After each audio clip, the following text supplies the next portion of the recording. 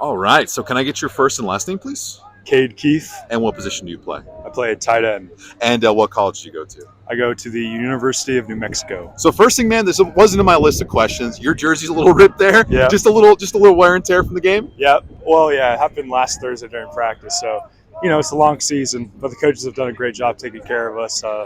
We were able to come out here and get some good work in leading up to our bowl game next Friday.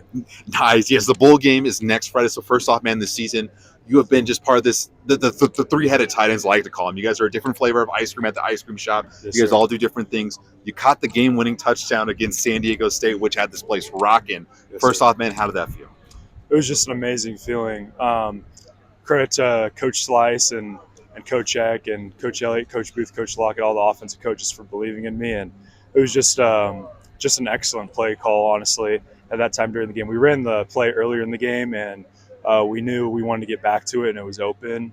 And just so credit for Coach Slice getting back to that, such a crucial part of the game. And then just a credit to my teammates. DT ran an over to take like 2 or 3 of the San Diego State defenders with him. And then Damon ran a really good rail route up the sideline. And then, I just played my part, caught the ball, and then got in the end zone. So, and then something I feel like Dorian Thomas doesn't get enough credit for is his blocking. I mean, Yep. there was that big touchdown that you had against Utah State where Yep. when you're running down, I mean, he was there blocking, knocking 2 guys down. Yes, sir. So what do you got to say about Dorian Thompson as a blocker? Yeah, I think it just shows his effort, and really it's just all around. I think Coach Eck has done a great job of really emphasizing effort and encouraging us and challenging us to play harder for our teammates. And Yeah. I feel like that's shown up multiple times this year on film, like during the Utah State game. I don't score if DT and DJ McKinney make those blocks. And then, we like to see one another make plays. So we just play off of one another. And then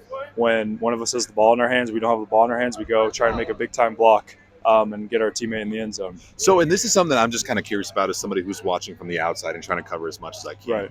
You guys missed Thanksgiving this year. You're going to be missing Christmas again this year. I mean, of course, you probably have those makeup days a little bit later on. Yes, sir. But I mean, just as a player, as a team, you guys like kind of rely on each other to make sure everybody's fine for this kind of special time of the year. Yeah, like I know during Thanksgiving we were all together, and we were able to have like our team meal at dinner leading up to the San Diego State game. And then for Christmas, I think Coach Eck's done a good job like telling us that we're going to have time with our family before the game. But then it is the night before the game, so they told us like we're going to be following the normal night before the game routine and stuff like that. So I think with this, experience comes a lot of sacrifice.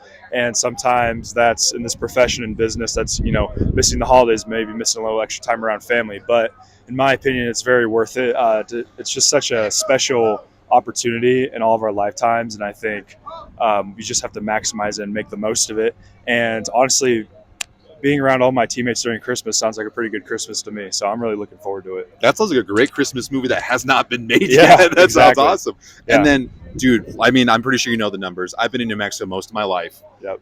The attendance from last year compared to this team, I mean, and from this year, everybody talks about now how much of Lobo Nation is a weapon. So with that being said, what do you got to tell to any of those Lobo fans out there thinking of going to Arizona for that bowl game? Yeah, just to touch on the first part, I think it all starts with Coach Eck and him emphasizing like community engagement starting when he first got here in January. And I think he's done an amazing job of that, of just getting the city behind this football program and, showing everyone that when they do show up, it does make a difference. As we saw at the end of that San Diego State game, those 3 false starts made a difference, and that's because of the crowd noise.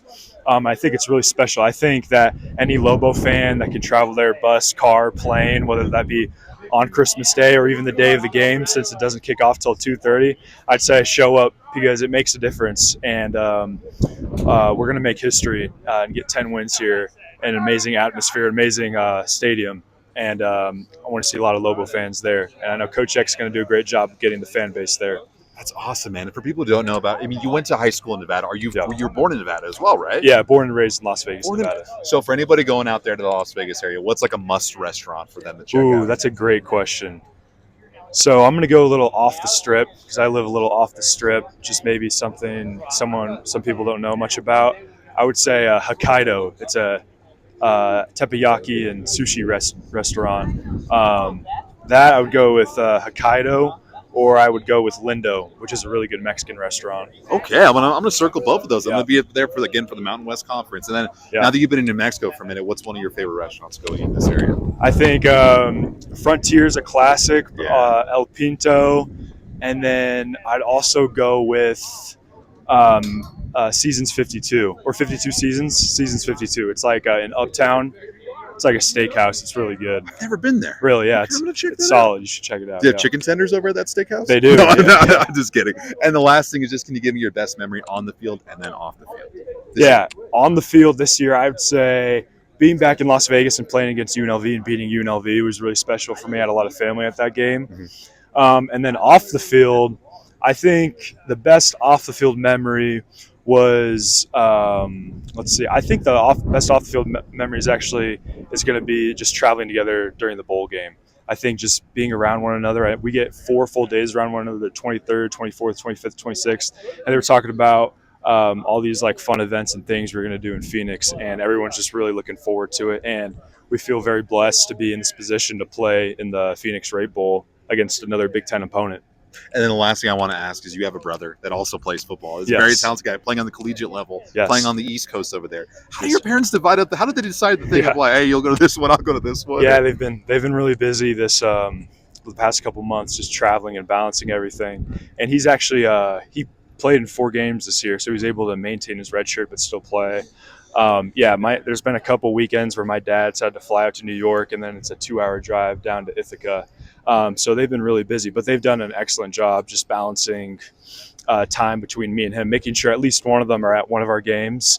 It's worked out where our season actually started a little bit before the Ivy League season. We had 3 or 4 games before the Ivy League season, so that helped. But then they actually don't have a bye week. They had 10 straight weeks, so it got really busy there for a little bit. But yeah, just a credit to my parents and shout out to them. They've played such a crucial role in both me and Cole's lives and our upbringings, and wouldn't be here without them.